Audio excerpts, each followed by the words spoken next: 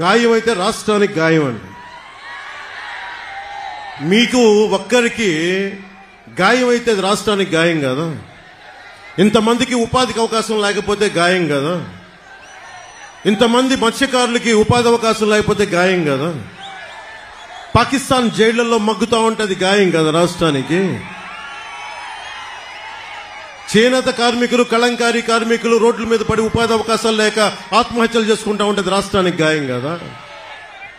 బాపట్లలో 15 ఏళ్ల అమర్నాథ్ని అక్కడిని ఏడిపిస్తున్నారని చెప్పి బయటికి వచ్చి ఎదిరిస్తే వైసీపీ నాయకులు చెరుకు తోటలోకి తీసుకెళ్లి పెట్రోల్ వేసి కాల్ చేస్తే అది గాయం కదా. మీరు ఆలోచించండి. మీరు అందరూ ఇక్కడ ఉన్న ఆడబిడ్డలు, పెద్దలు అందరూ, రాష్ట్ర ప్రజానీకం అందరూ ఆలోచించండి. ఒక చిన్నపాటి వంట చేస్తున్నప్పుడే చిన్న నూనె చుక్క పడితేనే ఎంత బాధ వస్తుందని తెలుసు. అలాంటిది 15 ఏళ్ల బిడ్డని తీసుకెళ్లి పెట్రోల్ వేసి కాల్ చేస్తే ఆ మంట అసలు మనం ఎవరైనా ఊహించగలమా? బాధను ఊహించగలమా? అలాంటి అది వదిలేసి ఇతని తలకి అతను కొట్టుకున్నాడో ఎవరు ఇసిరారో అతనే, అదంతా మనకు మాయ ఎలా జరిగిందో తెలియదు.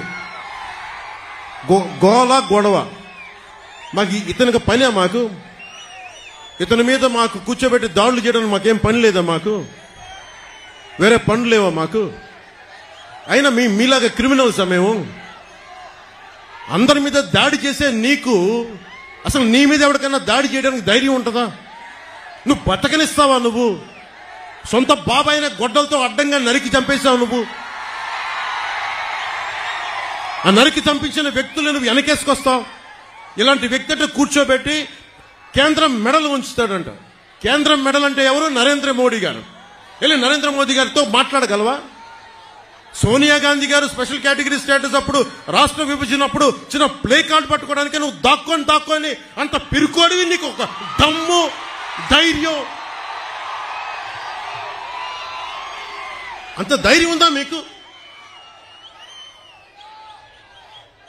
నేను మీకు ఒకటే చెప్తాను, మీరు ఆలోచించాలి మీ భవిష్యత్తుకి. దశాబ్దం నుంచి రోడ్ల మీద తిరుగుతా ఉన్నా. ఇంతమంది చిత్రకథా నాయకులు ఉన్నారు. మెగాస్టార్ చిరంజీవి గారు ఉన్నారు,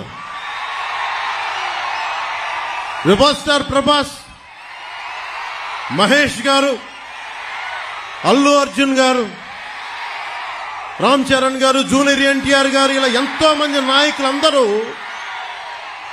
ఏ రోజు కూడా చిత్ర పరిశ్రమని రాజకీయ పరంగా ఎవరు వేధించలా. ఇందాక అక్కడ బోర్డు చూస్తుంటే మనల్ని ఎవరు ఆపేదని ఒక బోర్డు ఉంది. నాది దేనికంటాం ఆ మాట? అంటే ప్రజాస్వామ్యాలు మాకు హక్కు లేదా? ఇక్కడున్న ఎమ్మెల్యేకి ఈ మాటలు కూడా మంచి రావట్లేదు, కొంచెం కోపాన్ని ఉంచుకున్నాం. ఇలాంటి ఆకురవుడీలకు మేము భయపడతామా? వారాహి ఎలా వస్తో ఆంధ్ర రోడ్ల మీద మీరు తిరుగుతాం, మేము చూస్తామా? బెదిరిస్తారా మమ్మల్ని? మేము సుభాష్ చంద్రబోస్ స్ఫూర్తిని నింపుకున్న వాళ్ళం గుండెల్లో. నీలాంటి ఆకురవుడీల్ని చిటికినేలతో పక్కన పెడతాం, గుర్తుపెట్టుకోండి. నా సైన్యంతో మేము రోడ్ల మీదకి వస్తే మమ్మల్ని ఎదుర్కొని మీరు భరించగలరా? మీరు తట్టుకోగలవా? మా శక్తిని, యువత శక్తిని తట్టుకోగలవా? నువ్వు 10 మంది ఆకురవుడీలు వేసుకొని కూర్చోబెట్టి కుర్రా యువతనందరినీ బెదిరిస్తే మీకు ఒకటే చెప్తున్నాను, మీరు దయచేసి భయపడకండి. మీరు ధైర్యంగా లేకపోతే అక్కడ కూర్చోబెట్టిందాక జై భీమ్ అని మీరు అంబేద్కర్ గారి గురించి చెప్తా ఉన్నారు. కొన్ని వందలాది మంది మేధావులు ఆయన నేతృత్వంలో కూర్చొని చాలా బలమైన రాజ్యాంగం ఇచ్చారు మనకి, మీ భవిష్యత్తు కోసం, మీ ప్రాథమిక హక్కుల కోసం. అలాంటి మీరు భయపడతా ఉంటే అది ప్రాబ్లం జగన్ గొప్పతనం కాదు, ఇక్కడున్న స్థానిక ఈ ఆకురవుడి ఎమ్మెల్యే కాదు. మనం పిరికితనం మనల్ని చంపేస్తుంది, మన చేతగానితనం, మనకి ధైర్యం లేక. అరే నాలాంటి వాడు ఒకడు, నేను గొప్ప కుటుంబాల నుంచి రాలా, మా నాన్న ముఖ్యమంత్రి కాదు, నాకేం పెద్ద గొప్ప కుటుంబాల నుంచి వచ్చిన వాళ్ళం కాదు. అరే మా నాన్న ఒక పోలీస్ కానిస్టేబుల్ గా వచ్చి ఎక్సైజ్ లో ఈఎస్ గా రిటైర్డ్ అయిన వ్యక్తి, ఏఈఎస్ గా. అలాంటి వ్యక్తి కుటుంబాల నుంచి వచ్చాం మేము ధైర్యంగా ఉన్నామంటే మీరెందుకు ధైర్యంగా ఉండలేరు? నా రక్తం వేరు, మీ రక్తం వేరా? నా గుండె వేరు, మీ గుండె వేరా? నాకు ధైర్యం ఉన్నప్పుడు మీకెందుకు ధైర్యం ఉండదు? నేను అది చూపించడానికి వచ్చాను. అధికారం పరమావధి కాదు, మార్పు పరమావధి. మీరు బాగుంటే నాకు చాలా ఆనందం. ఎవరన్నా సరే, ఇది నిన్న కూడా జగన్ మాట్లాడుతా భీమవరంలో నేను కూర్చొని మార్చేసుకున్నానంట. భీమవరం నుంచి మార్చానంట. ఏదైనా మాట్లాడితే కూర్చోబెట్టి వ్యక్తిగతంగా మాట్లాడతాడు. ఏ రోజున్నా సరే జగన్ గారి సతీమణిని నాకు అంటానికి ఎంతసేపు పడుద్ది? పెళ్ళాం అనే పదప్రయోగం వాడతామా మనం అసలు? ఈ దిగజారుడు ముఖ్యమంత్రి దిగజారిపోయాడు. నేను నిన్నే చెప్పాను, పొద్దున్న ఇందాక చెప్పాను, ఇతని మీద ఎలక్షన్ కమిషన్ కంప్లైంట్ చేయండి, దిగజారిపోయేలా మాట్లాడుతున్నాడని. అది పెళ్ళాం అనే పదప్రయోగాన్ని మనం మాట్లాడతామా? అసలు ఆ స్థాయికి పబ్లిక్ డిబేట్ ముఖ్యమంత్రి అతను ఏంటో నాకు అర్థం కాదు. మీరు ఆలోచించండి ఒకసారి. అరే, సొంత చెల్లికే గౌరవం ఇవ్వనివాడు, సొంత చెల్లి వ్యక్తిగత జీవితాన్ని రోడ్ల మీద పెట్టేవాడు. దీన్ని మీరు ఆలోచించండి ఒకసారి. సొంత చెల్లిని కూడా దారుణంగా నిందించేవాడు, గోడకేసి కొట్టేవాడు.